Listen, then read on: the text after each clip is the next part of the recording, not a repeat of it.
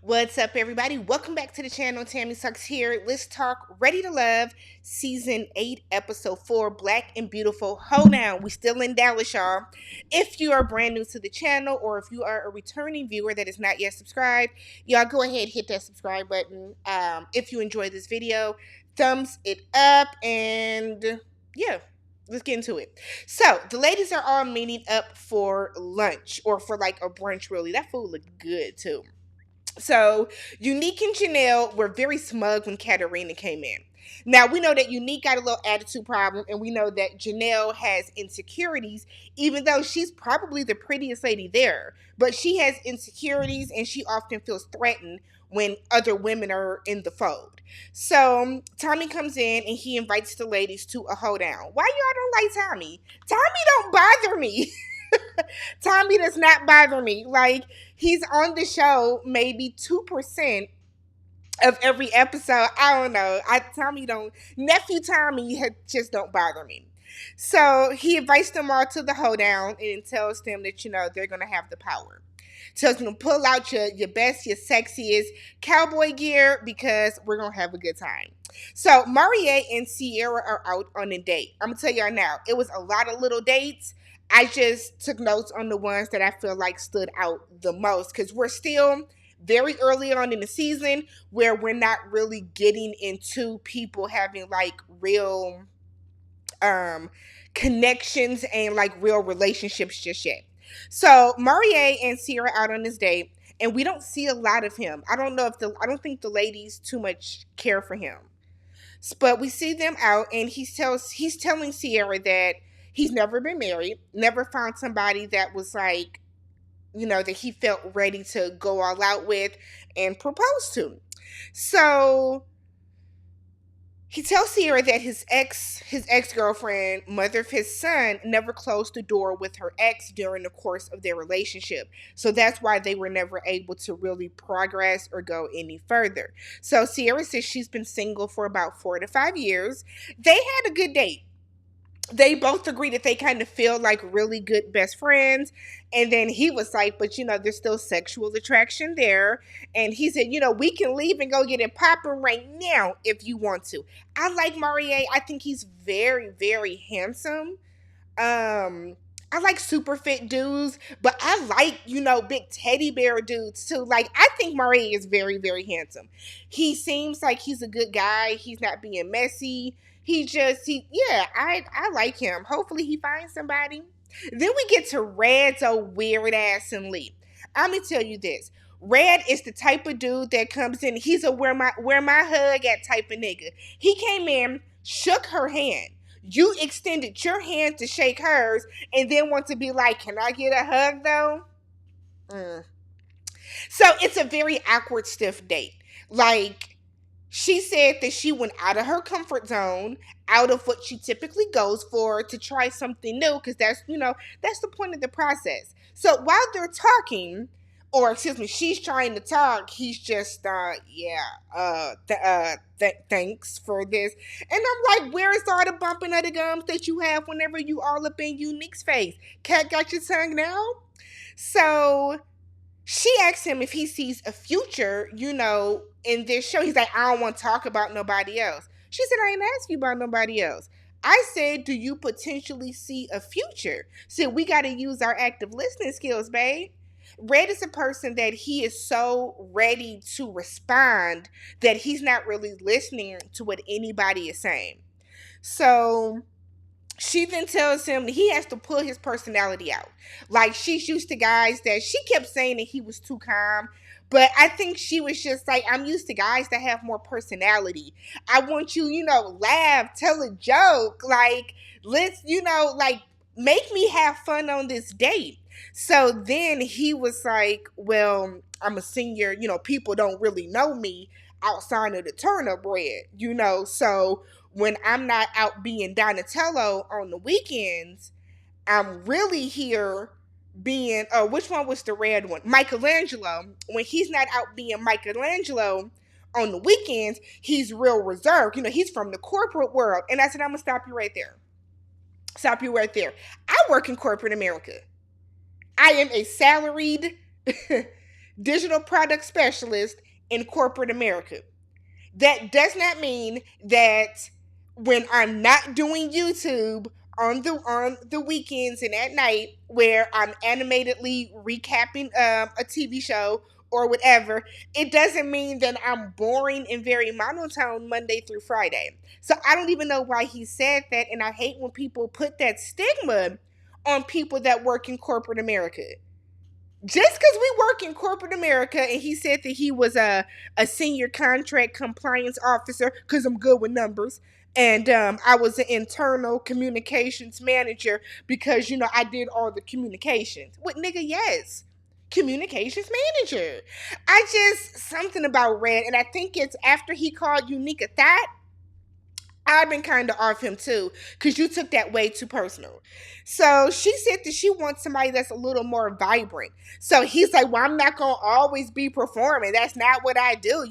When I'm not on stage, I'm very calm when I'm at home. Nigga, nobody said for you to be sitting on the couch hooting and hollering, but you're also trying to get to know somebody. She was like, I don't know what your other dates are like, but I feel like I'm in class. Don't read me your resume. Don't read me your resume.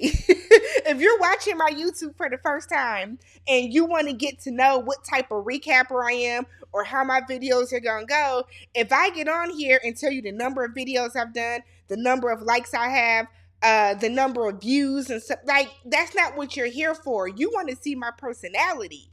I don't even know why he was doing that. Nobody cares what your past positions were. Nobody. He doing everything he can to not look like he has a thought job. So we get to this hoedown. So Tommy lets the ladies know that y'all got the power tonight. Somebody's going home tonight. Chris raises his hand and was like, I gotta leave early. He was like, I have an award. I'm getting an award from my job and I have to be there to receive it. Tommy was like, I hope while you away, you don't get away. I said, I think the ladies, even though we don't see Chris with a lot of connections, I don't think the ladies would be like, well, he had to leave early for work and then put him in the bottom. So, Chris, you were safe. You were safe. So, we get Janelle and Herbert. And again, I just took bits and like whatever conversation stuck out the most. But we get Janelle and Herbert. They're vibing in this hammock. They have really good chemistry. I like Herbert. People keep saying that Herbert's not that attractive. He's good enough looking. He cleans up nice. He like his clothes hang on him good. He's intelligent. You can tell that is a grown man. I like Herbert. So when they're talking, they're vibing, like trying to get the hammock to sway. And it was very like it wasn't a cool, easy sway. It wasn't like the beginning of the swag surf, right? Where you just, and I got a swag. Like, you know what I mean? They was at the, when the part where people really just, that's where they were at with it. And so it was a cute enough scene, funny.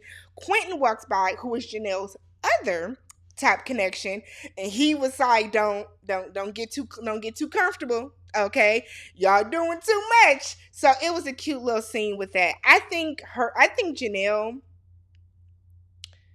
might end up with Herbert. I can see them too, because I think they're similar enough in age. Even though she likes Quentin, I think Quentin vibes more with, is it Aries? I think Quentin vibes more with Aries, but we'll see. So then we get Red. Red once again approaches Unique. The way I would have told him, leave me the hell alone. Why do you keep coming over by her? So Red is talking to Unique, and he said that he is a person that don't like his energy to be drained, okay? He only like positive vibes around him. Okay, so why are you talking to somebody that you deem is not having positive vibes? So she tells him, based on their initial conversation, their initial reaction, she has not changed her mind about how she feels about him. He's like, but you ain't even get to know me. It's been 15 minutes. Red. This lady said that you have a thought job, right? You took that as her calling you a thought. You then turned around and called her a thought. Why are you still talking to this lady? Why? So he's hurt that she said that he was giving her red flags because he feels you don't know me to say that I am a red flag. He said that he has the best name in the city and everybody knows him. And she said, yeah, your name is in the streets too. Don't act like I don't know about you. I said, oh, which would make sense because if she's in TV and film, if she's in the industry and he's in the industry, comedian wise, yeah. Now I watch comedian Jasmine W, who is from Dallas. Okay, she does recaps as well. She says she don't know who he is. I mean, she acknowledged that she has not lived in Dallas in 10 years. I think her parents still are there. So she goes back. But she said to her friends that she don't know who he is. But hey, I know some people in Dallas. The friends I have that live in Dallas said they don't know who he is either. But okay. Alrighty. So he then said that he is the top, or she said he's the top comedian in Dallas, but he cannot take a joke. So he was like, so you a comedian now? She said, no, I just do what I do, baby. That's it. What is going on? Why are we having this connection? Everybody turning and looking like they're arguing. Like it was weird. It was unnecessary. So then he starts saying, no, I'm good from the Mavericks to the Cowboys and you know to club promoters. Nobody asked you any of that. Nobody asked you any of that. So she said it's giving narcissistic vibes. He says whether people want to admit it or not, I'm the king of the city. I said of Dallas? Of Dallas, Texas? You're the king of the city, yet you have to come on a reality show, and it's no shade to anybody on the show, but you have to come onto a reality show to find somebody. I would think the king of the city would have a pick of all the bitches that he wants, but maybe that's just me. Maybe I don't understand what it means to be the king of the city. Nigga, you are not the king of the city of Dallas. And if you are, this is a very bad look for you. Very bad look for you. Tommy then has some line dancers come in, some line dance instructors, I should say, come in and they're going to teach them some dances. I don't know the purpose of this, but Christopher was in the confessional. I do not have a rhythm. I'm just happy to be on this journey. Christopher, we know, babe. It's okay. It's okay. You are happy to be on this amazing journey, and we're happy, like, that you're happy. Christopher's fine, but Christopher is still giving very much deer in headlights on these confessionals. So Christopher said that he don't have any rhythm and he can't even do the electric slide. Okay. Now I like to get past the myth that all black people can dance. I can't dance. I have rhythm. I can do a two-step. I can do a line dance, right? I can do a line dance. But as far as like being able to do all that other shit, when Back That Ass Up comes on, I'm not running to the dance floor because I can't. I can't. I'm more of a, you know, I got my drink and, you know, I'll chill to the side. I can do a little something, but I'm not a big dancer either. But you can't do the electric slide? I don't want to take nobody's black card, but my God. My God. So while they're doing this, it's great. Kira says she was going to tear it up, her in them white boots. They were kind of shocked that Quentin was a good dancer. Why are y'all shocked when men are good dancers? I've never understood that. Why are y'all shocked when men are good dancers, when men have rhythm, when men can do a line dance? I've never quite understood that. So we then get a conversation with Marvin and Lee. So he said that he wants his next relationship to be his last. And she's like, monogamy? Like, or is that what, you know, is that what you're looking for? And he was like, yeah. She said, so how do you know that you're always going to be satisfied? And he said, because all the different things that I like, you know, like ass worship and my oral fetishes. And then he said he has a box under his bed that is like a forced orgasm. I said, he was like, and it's not painful, it's pleasurable. I said, is it? Because the way you saying it, the way he said it made it sound painful. Lee said in her confessional, she don't understand what he's into, nor is she open to it. while Marvin might be a very wonderful guy, he needs to go to a setting, a situation where there are going to be women that are into that BDSM type of stuff that he is into. But for this group of people that are unsuspecting of that type of vibe, that type of those kinks, those fetishes that you like, it's gonna be overwhelming. You know what I mean? Because when you think of BDSM, I think of 50 Shades of Grey, personally. I think of that. I've read all the books. I've seen the first, I think, was there more than one movie? I've seen the first movie.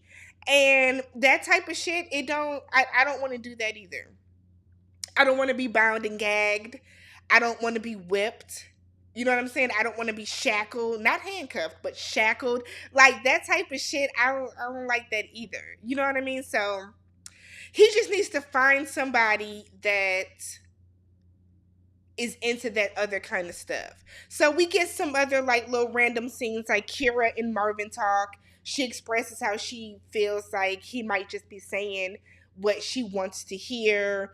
We see, was it Jessica walk Chris out? She made sure all the ladies knew that he was just leaving for work because that's her connection. She wants to keep him around.